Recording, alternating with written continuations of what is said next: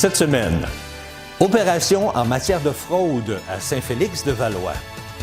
Emma Québec lance un appel urgent et les Québécois ont un meilleur rapport avec l'alcool qu'il y a 35 ans. Bonjour, ici Danny Bérubé. Bienvenue à vos actualités régionales.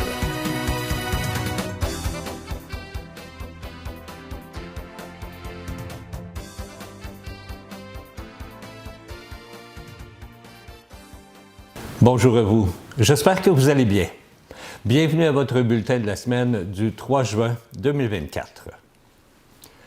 Mardi de la semaine dernière, des agents de Revenu Québec ont mené une opération dans 2 stations-service et un restaurant à Saint-Félix-de-Valois et Joliette. Il s'agit de la Belle Province sur la rue principale, ainsi qu'une station-service de la route 131 à Saint-Félix-de-Valois, de même qu'une autre station-service à Joliette sur le chemin des Prairies. Des agents de la Sûreté du Québec étaient également sur place. La porte-parole de la Sûreté du Québec, Mme Catherine Bernard, a confirmé que les agents menaient une opération en matière de fraude et de méfaits publics. L'investigation a été déclenchée à la suite de plaintes déposées par des citoyens au cours de la dernière année. Les plaignants ont signalé des anomalies concernant des montants facturés et des services prétendument achetés dans certains commerces. Bien que les perquisitions aient été effectuées, aucune arrestation n'a été réalisée pour le moment. L'enquête est en cours et la Sûreté du Québec continue de recueillir des preuves et des témoignages pour faire avancer l'affaire. Pour toute information supplémentaire ou pour signaler des irrégularités similaires, les citoyens sont encouragés à contacter la Sûreté du Québec. Emma Québec lance un appel urgent aux personnes appartenant au groupe sanguin O positif, O négatif et B négatif qui seraient prêtes à donner du sang, car ces réserves se sont détériorées dans les dernières semaines.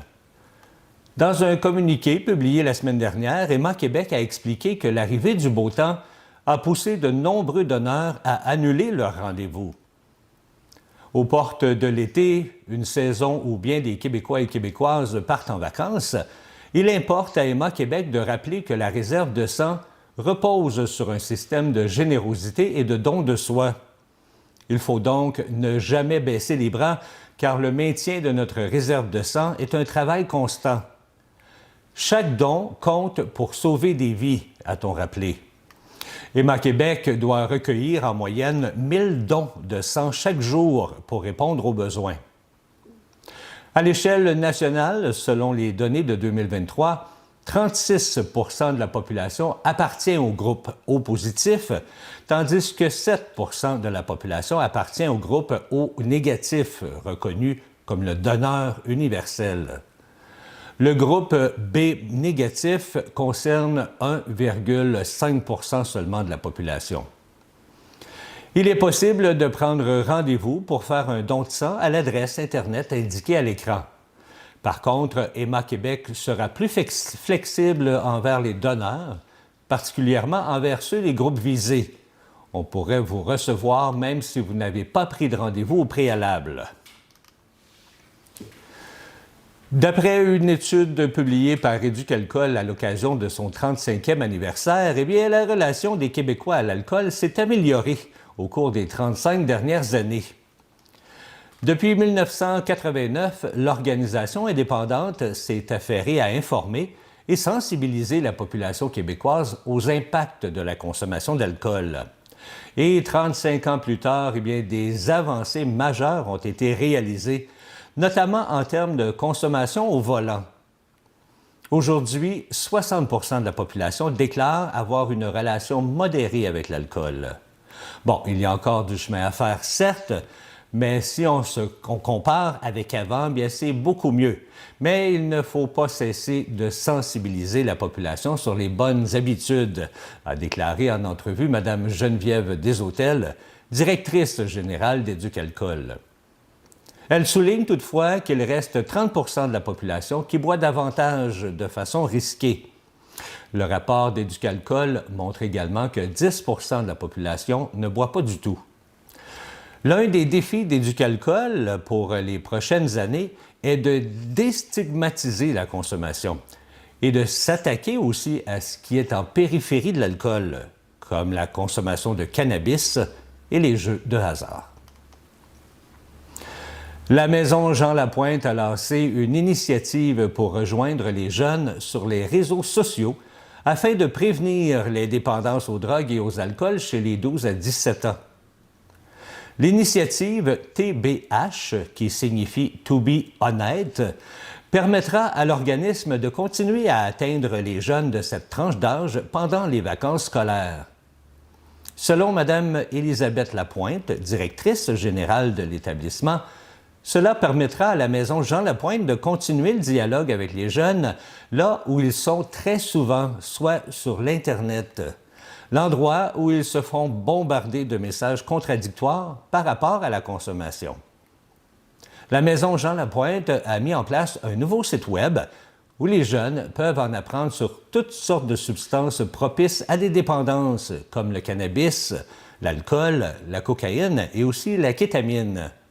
Un intervenant est aussi disponible en tout temps pour échanger via un canal de discussion. L'expression TBH, qui signifie réellement « to be honest », est très populaire sur les réseaux sociaux. La version « to be honnête », à moitié francisée par la Maison Jean Lapointe, s'inscrit dans l'initiative de l'organisme, qui est celle de créer un dialogue franc et sans tabou en ligne, indique Mme Lapointe. Le sigle a aussi été choisi pour la ressemblance avec le sigle THC, un composé psychoactif présent dans le cannabis.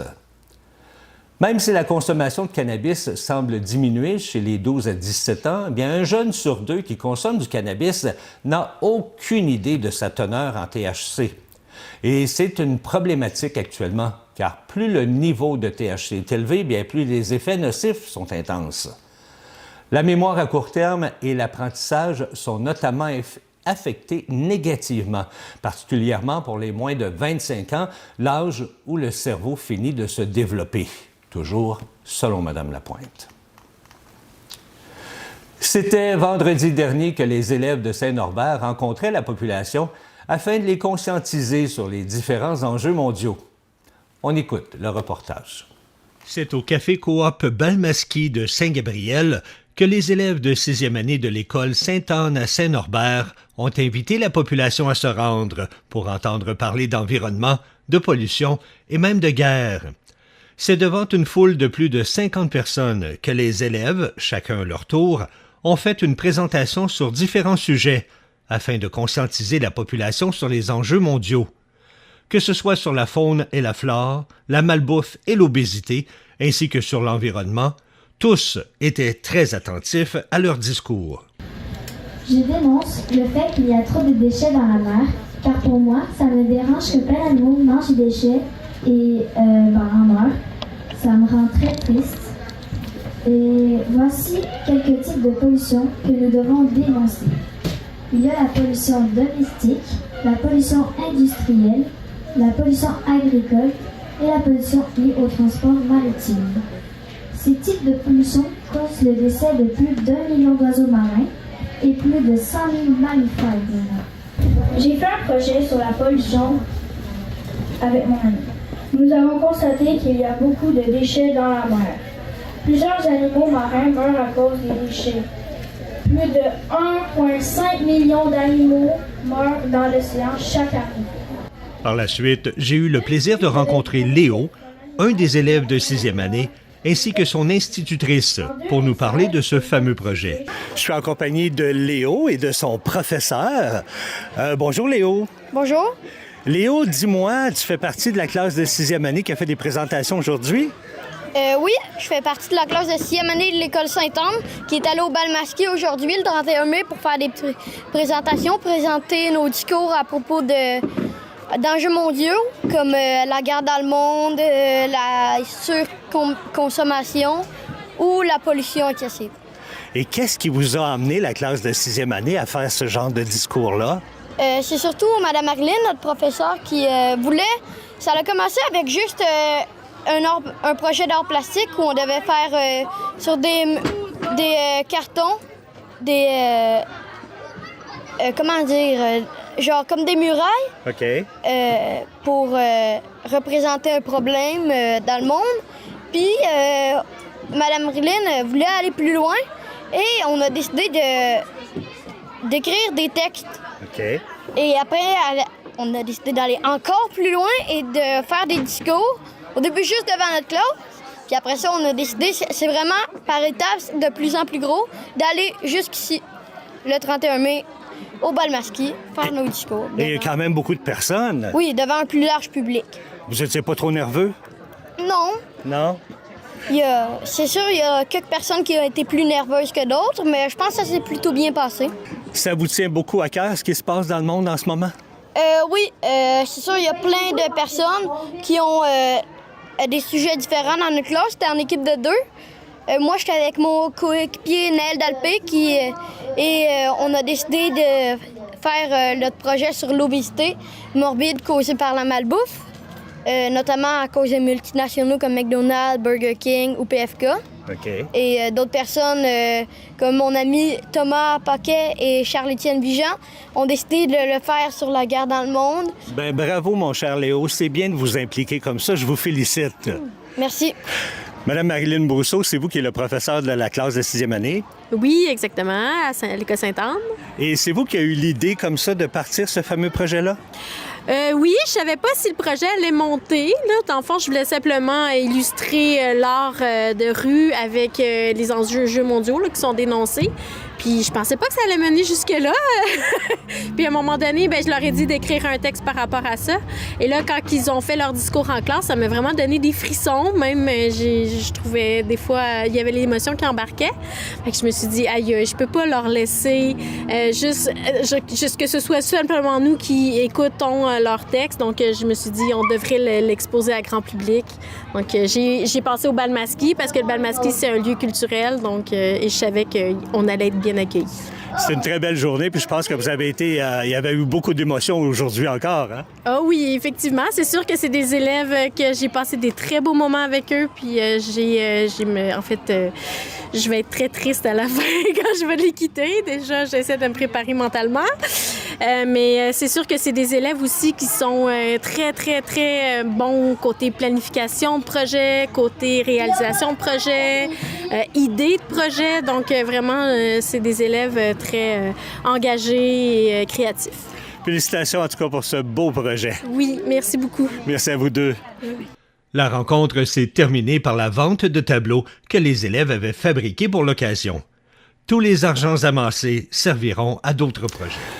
J'espère que vous êtes prêts pour un été chaud, parce que c'est ce que prédit Météo Média pour cet été.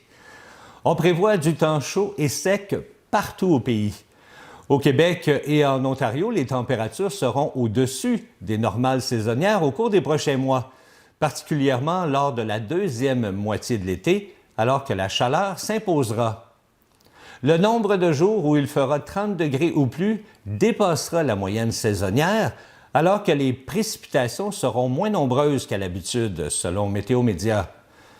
Malheureusement, des vagues de chaleur et peu de précipitations sont des conditions propices au déclenchement de feux de forêt, mais aussi de sécheresses qui peuvent affecter négativement les récoltes et avoir un impact à la baisse sur les niveaux des réservoirs et des cours d'eau. Avec une saison en plus des ouragans qui s'annoncent très active, eh bien, quelques systèmes tropicaux pourraient déborder en sol canadien et déverser beaucoup de pluie sur leur passage, mais particulièrement à la fin de l'été et au début de l'automne.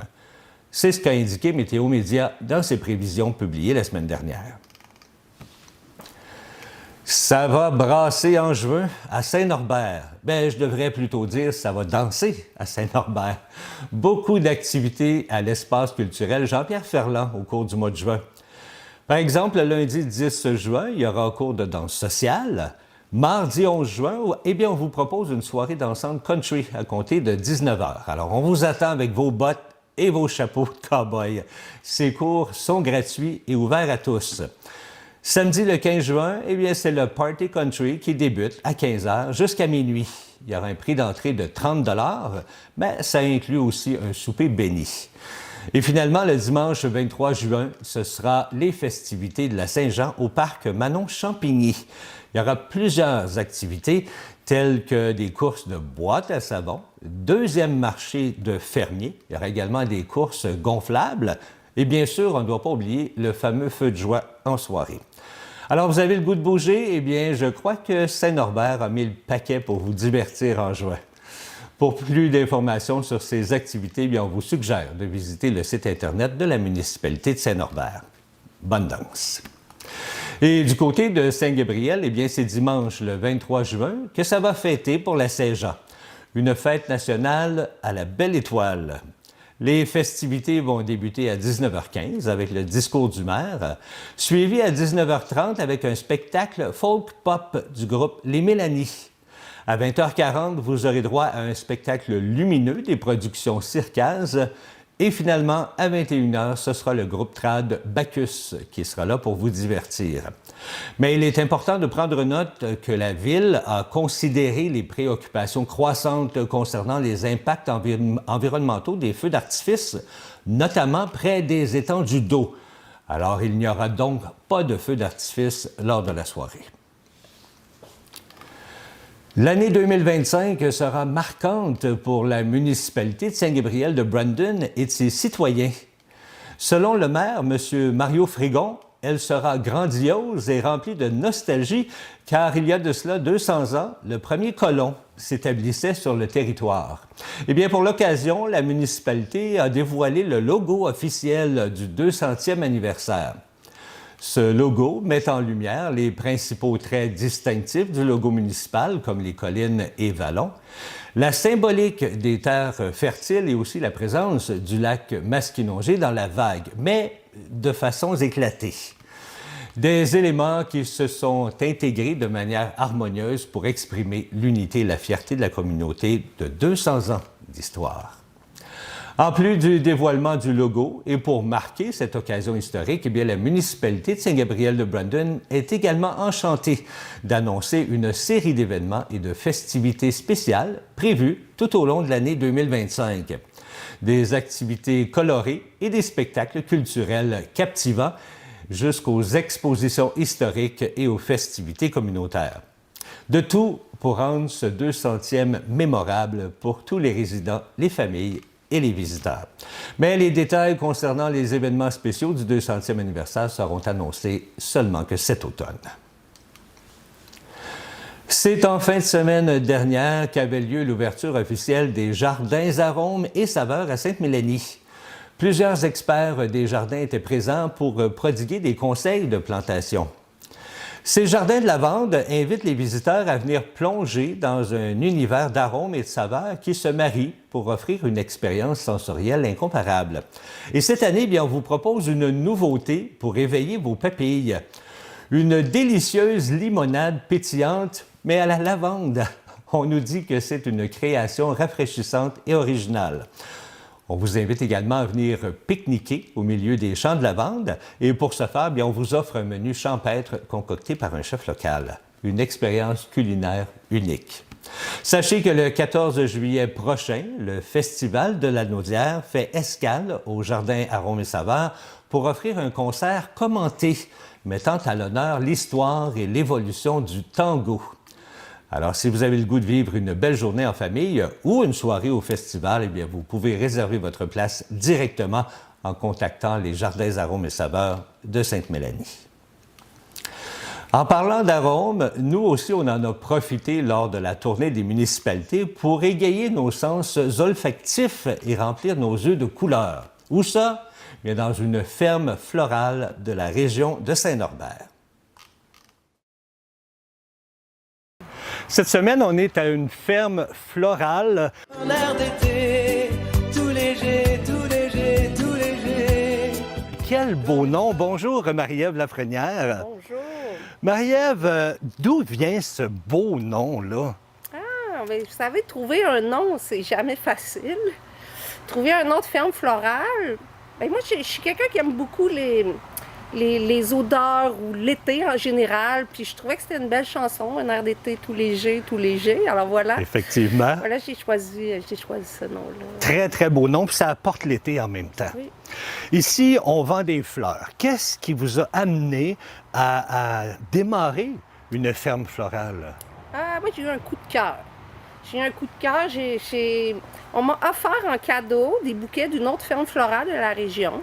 Puis ça m'a vraiment inspirée. J'ai trouvé ça magnifique. J'ai trouvé ça très intéressant qu'on puisse cultiver des fleurs locales seulement et avoir des bouquets magnifiques comme ça. Alors, je me suis mis à faire des recherches. J'ai dit, est-ce que je pourrais faire ça moi aussi? Parce qu'à la base, je suis quelqu'un qui aime beaucoup la nature, les fleurs. Je plante déjà beaucoup de fleurs chez moi. Mais là, ça l'ouvrait comme un autre monde, tu sais.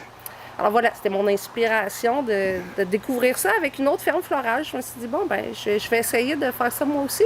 Parce que c'est pas votre premier métier, là. Vous avez un autre métier. Vous faites ça à temps partiel, ça. Je fais ça à temps partiel. Pas que j'aimerais pas ça faire ça à temps plein, mais ben, des fois, la vie, hein. Effectivement. Puis de toute façon, c'est juste un certain temps durant l'année, ça. Exactement. Vous faites ça de quel mois à quel mois? Bien, c'est sûr je commence les semis quand même au mois de janvier, mais c'est pas prenant, là. Tu sais, les semis sont là, ils poussent, on s'en occupe un peu, mais après ça, c'est sûr que rendu là au mois de mars, avril, bien, on commence à planter ici à la serre. Là, ça commence à être plus... Mois de mai, c'est très chargé parce que c'est toutes les plantations extérieures, puis on se rend jusqu'au gel, tu sais. Jusqu'au gel. Jusqu'au gel, puis même des fois un peu après parce que la serre, elle protège un peu, mais on se rend pas là jusqu'au mois de... On retourne pas au mois de janvier. C'est ça. Mais ici, là, présentement, comme vous avez mentionné, on est à la serre. Oui. Mais la majorité de vos fleurs sont à la ferme chez vous. Exactement, exactement. Moi, je loue un espace dans une serre, je suis très chanceuse. OK. Fait que je loue un petit espace. J'ai pas encore de serre chez moi, mais bon, ça viendra peut-être ou pas, parce que je suis très bien ici. Mais chez vous, vous avez des grands jardins. Chez nous, j'ai des grandes planches de culture. Oui, j'ai des grands jardins. Je n'ai pas une quantité infinie, là. J'ai une quantité raisonnable pour être capable de fournir ce que j'ai besoin en production de fleurs dans l'année. Mais vous avez quand même plusieurs variétés. Ah, bien sûr, bien sûr. Je cultive... Au début, quand on commence, vous savez, là, on cultive toutes les variétés de fleurs qui existent parce qu'on veut essayer. Puis ensuite de ça, bien, on réduit un peu pour on garde les meilleures. J'ai peut-être entre 30 et 40 variétés de fleurs présentement quand même. à la maison, tu sais. Fait que vous avez assez de fleurs là, pour soutenir tout l'été, là, les demandes que vous avez? Oui. Ça soutient même, des fois, j'en ai plus. Là. Plus même. Mais il y a une chose que vous faites que je trouve super intéressante, c'est vous offrez aux gens la chance, comment vous dites ça, d'avoir des abonnements? Des abonnements à toutes les 2 semaines, à partir du printemps jusqu'à l'automne. Il y a différents formats d'abonnement. Vous pouvez avoir l'abonnement de printemps, vous pouvez avoir l'abonnement d'été-automne, ou vous pouvez avoir l'abonnement de la saison complète. Okay. C'est sûr que là, présentement, les abonnements de printemps, ils sont plus ouverts parce que je suis en train de les livrer, tu sais. Mais il reste les abonnements d'été-automne qui sont encore ouverts. Okay. L'abonnement, en fait, c'est qu'à tous les 2 semaines, soit vous venez à la ferme chercher un bouquet ou vous allez dans un point de dépôt. J'ai un point de dépôt à Saint-Gabriel-Brandon, au marché Brandon. OK. C'est-à-dire que tous les vendredis, à partir de midi, les bouquets sont disponibles. Est-ce que c'est le seul endroit où ce que vous livrez? Présentement, c'est le seul endroit. À Saint-Gabriel. Après, l'année prochaine, on essaiera peut-être d'ouvrir d'autres points de dépôt. OK. Ça prend des abonnés. Ça fait combien d'années vous êtes ouvert? C'est ma 3e année de production. 3e année? Puis ça fonctionne bien? Bien là, ça fonctionne très bien cette année. Oui. Ah oui? C'est une bonne année. À date, c'est bien parti. Mais là, il n'y a pas juste les abonnements. Les gens, si les gens aimeraient avoir seulement qu'un bouquet, on peut vous appeler, on peut... Tout à fait. Vous pouvez m'appeler. C'est plus facile même de me rejoindre comme par courriel ou par Facebook Messenger. Oui, vous me dites, moi, Marie-Ève, j'ai un événement, je veux faire un cadeau. Mon ami, c'est sa fête. Est-ce que tu pourrais me faire un beau bouquet de 30 $? Parfait. Pour quelle date? À quelle heure? Moi, ça va être prêt, puis vous avez qu'à passer. Est-ce que les gens peuvent acheter directement à partir de l'Internet? Parce que vous avez un site Internet, hein? Tout à fait. J'ai un site web transactionnel. Alors, OK. oui, c'est possible d'acheter des bouquets de fleurs. Des fois, si j'ai des fois à l'automne, ou si j'ai des surplus de bulbes, de tulipes, je vais les mettre à vendre sur mon site Internet. Je peux mettre des bouquets de fleurs séchées. Ça dépend de qu'est-ce qui est disponible. Alors, il est toujours bon d'aller y faire un tour. Visiter le site. Exactement. Puis vous parlez de tulipes. Là, on en voit des très belles tulipes présentement à l'écran. Oui. Et c'est quoi l'autre marque là, qu'on voit par la suite? Là? C'est des ignans. Des ignans. Des ignans, oui. C'est peut-être un peu moins connu. Ça s'en vient de plus en plus connu. C'est des belles fleurs, des fleurs d'été qui aiment beaucoup la chaleur. C'est des fleurs locales? Tout à fait. Toutes les fleurs que je mets en bouquet sont que des fleurs locales.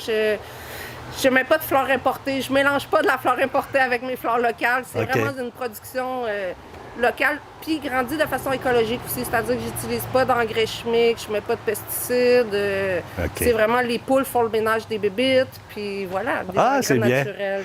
Puis là, on voit à l'écran présentement vos terrains, hein? C'est de toute beauté. Vous avez plusieurs fleurs. C'est pas une grosse ferme florale, mais moi j'appelle ça une ferme florale à échelle humaine. C'est-à-dire que faut que je sois capable de m'en occuper moi-même. J'ai pas d'employé, c'est quelque chose que je veux être capable de gérer. Fait que si c'est trop gros, ça sera pas possible. En tout cas, je peux imaginer que l'été doit passer quand même assez vite parce qu'avec 2 emplois comme ça, là, vous devez être assez occupé. Oui. Madame Lafrenière, merci beaucoup de nous avoir accueillis chez vous. C'est une très belle ferme et on va laisser le numéro de téléphone à l'écran pour les gens si jamais ils veulent vous contacter pour soit s'offrir un beau bouquet ou encore un abonnement que je trouve très intéressant. Je fais aussi des mariages, des funérailles, comme vous avez besoin de fleurs, faites-moi signe. On appelle la ferme... Un air d'été. Un air d'été, c'est tellement beau. Merci beaucoup. Merci à vous. Un air d'été, tout léger, tout léger, tout léger. Voilà, c'est ce qui complète vos actualités régionales. Si vous avez été témoin d'une nouvelle, alors faites-nous le savoir en nous écrivant ici à CTB TV. Cette semaine, ne manquez pas l'émission Chacun son refrain. On reçoit le chanteur Pete Dumoulin. C'était Danny Bérubé pour vos actualités régionales. Je vous souhaite une agréable fin de journée.